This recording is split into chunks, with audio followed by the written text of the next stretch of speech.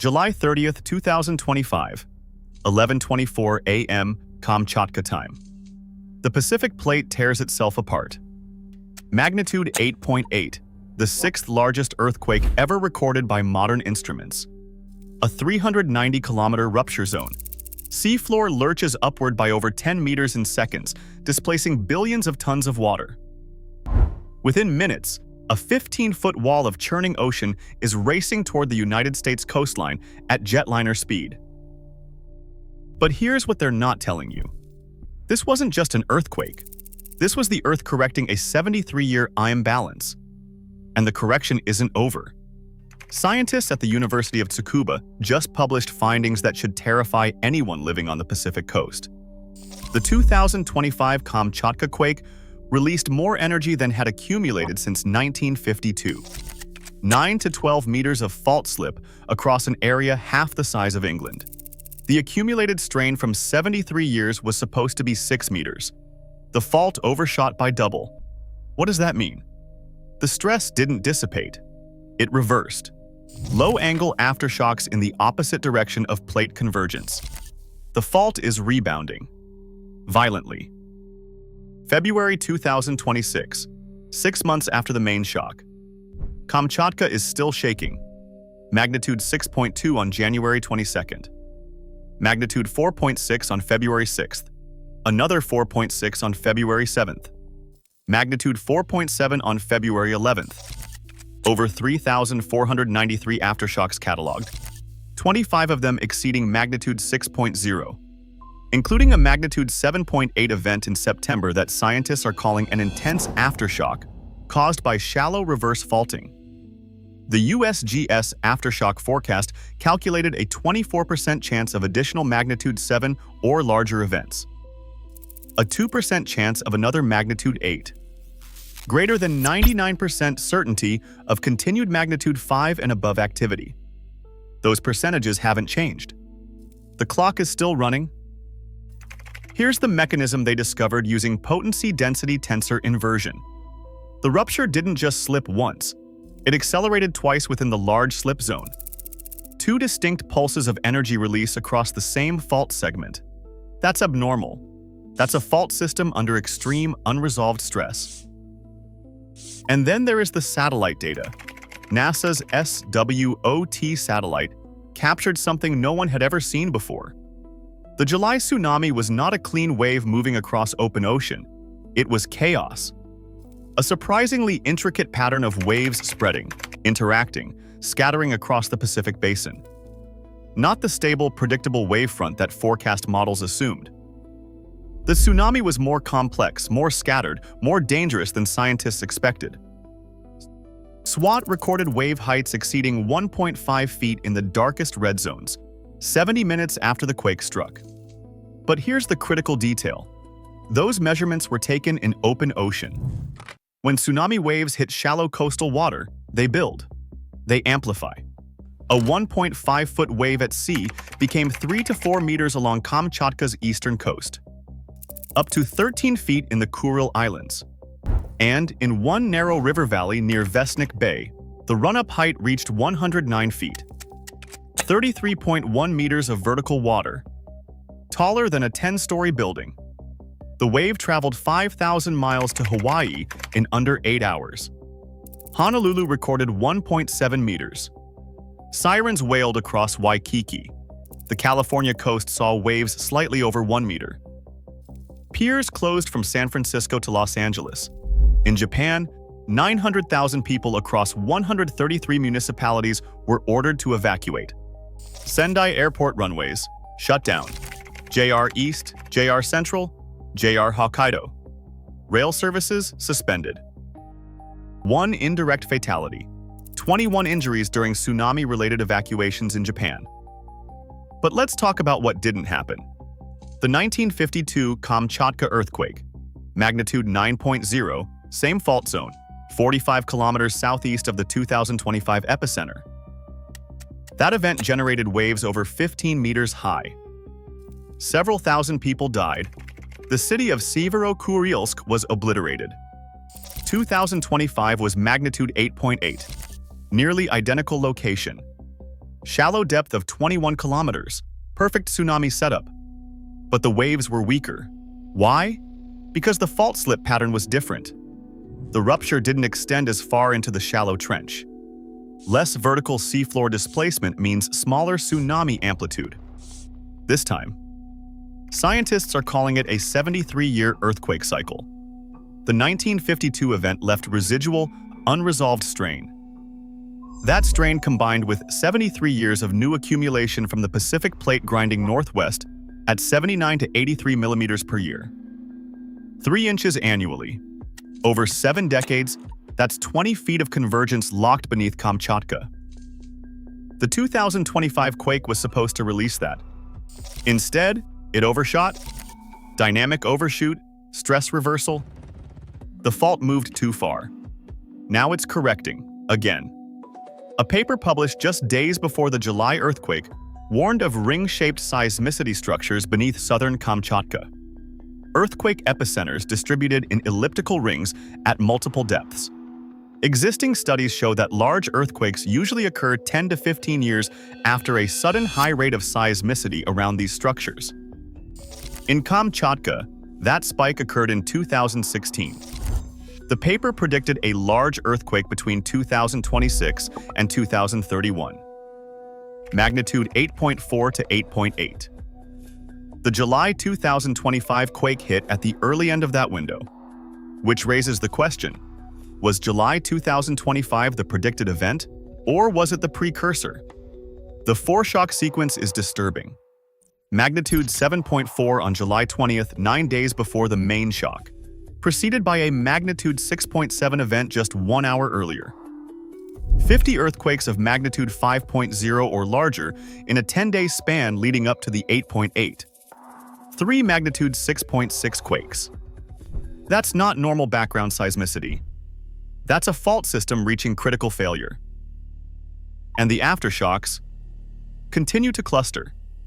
Magnitude 6.9, just 49 minutes after the main shock. Magnitude 6.8 on August 3rd. Magnitude 7.4 on September 13th. Magnitude 7.8 on September 18th. All within the same stress field. California felt it too. January 2026, Coachella Valley. Magnitude 4.9 north of Indio on January 19th. Magnitude 4.2 on January 21st. Flurries of tremors near Joshua Tree National Park. Different fault, different plate boundary, but the Pacific Rim is interconnected. Stress transfers. One major rupture can load adjacent fault segments thousands of miles away. The Kuril-Kamchatka subduction zone extends 2,100 kilometers from Hokkaido, Japan, along the Kuril Islands and the Pacific coast of Kamchatka. Since 1900, this arc has produced 133 large earthquakes, magnitude 7 or higher, 12 great earthquakes, magnitude 8 or higher. The 1963 magnitude 8.5 quake off Europe Island generated Pacific-wide tsunami waves with run-up heights of 4 to 5 meters. The 1923 magnitude 8.4 Kamchatka earthquake created an 8-meter transoceanic tsunami. This is a fault system that doesn't sleep. This is a subduction zone where the Pacific Plate dives beneath the Okhotsk microplate at 650 kilometers depth. Continuous subduction since the Cretaceous period. Over 100 million years of uninterrupted collision. The Ring of Fire. 40,000 kilometers encircling the Pacific Ocean. 75% of the world's volcanoes. 90% of its largest earthquakes. A planetary-scale fault network where stress accumulates silently, invisibly for decades, then releases catastrophically. Tsunami warnings were issued to 15 countries: Russia, Japan, Philippines, Indonesia, New Zealand, North and South America. Chile remembered the 2010 quake that devastated Concepcion.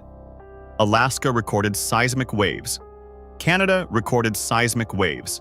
Iceland's sensors detected aftershock ripples across tectonic plates. NASA's Guardian system, equipped with AI just 1 day before the earthquake, tracked the tsunami using GPS satellite orbit perturbations.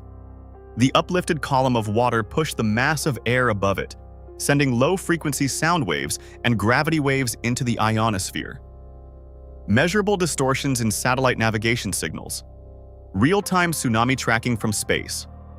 NOAA's Center for Tsunami Research tested their forecast model against SWOT's satellite data. The satellite observations allowed researchers to reverse engineer the cause of the tsunami, and the forecast was accurate, this time. But the satellite revealed something the models missed. Tsunami waves don't travel as single, stable fronts. They scatter, they interact with seafloor topography. They amplify unpredictably when local bathymetry focuses the energy. A 1-meter wave offshore becomes a 33-meter monster in a steep river valley. That's a 108-foot amplification factor. Coastal shape matters. Seafloor morphology matters. And we don't have high-resolution maps of every coastline. The Pacific Tsunami Warning Center issued alerts within 10 minutes of detection. But 10 minutes is not enough for near-field populations. Kamchatka residents had no time. The first waves hit 40 minutes after the quake. If you're on the coast, 40 minutes is the difference between life and death. And that assumes you feel the shaking, recognize it as a tsunami threat, and evacuate immediately to high ground. Most people don't. February 2026. The aftershock sequence continues. The 2025 rupture didn't fully resolve the accumulated strain. Segments of the subduction zone that didn't slip in July are now under increased stress. The aftershock zones of great historic earthquakes typically abut one another along the arc, but don't overlap. Sections rupture at fairly regular intervals, but the recurrence times are longer than the length of seismicity catalogs. We don't have enough data. We're flying blind through geologic time. The 1952 earthquake ruptured a 700-kilometer by 150 to 200-kilometer section. The 2025 event ruptured 390 kilometers by 140 kilometers.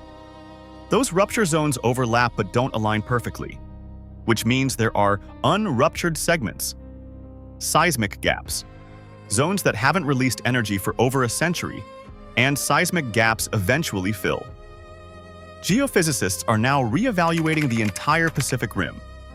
If Kamchatka can produce a magnitude 8.8 with a 73-year recurrence interval, what does that mean for Cascadia?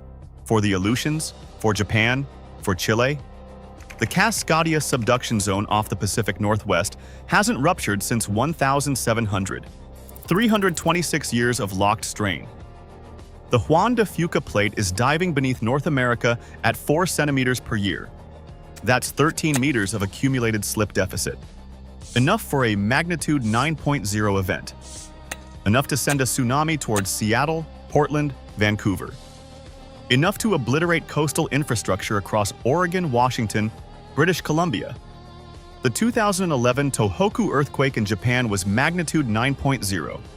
15,899 confirmed deaths. Fukushima Daiichi nuclear disaster. The 2004 Indian Ocean earthquake and tsunami killed over 227,000 people across 14 countries. The largest earthquake ever recorded, the 1960 Valdivia earthquake in Chile, measured magnitude 9.5. Magnitude 8.8 is not the upper limit. It's the lower end of megathrust potential. And Kamchatka just demonstrated that these events can recur within a human lifespan. Millions were alerted within minutes. Evacuations proceeded, but 1 person died, 21 were injured. Infrastructure damage was moderate, not catastrophic. The tsunami waves were weaker than 1952. This time, we got lucky. Luck is not a strategy. The satellite data is being integrated into new forecast models. SWOT's high-resolution altimetry is unlocking new physics. Scientists are updating seismic cycle models to account for dynamic overshoot and stress reversal. Governments are reviewing early warning systems. Communities are rethinking coastal safety strategies. But the Earth doesn't wait for updates. February 11, 2026. Magnitude 4.7 near Ozernovsky, Russia. Another aftershock. Another release of residual strain. The fault is still moving, and no one knows when it will move again or how much.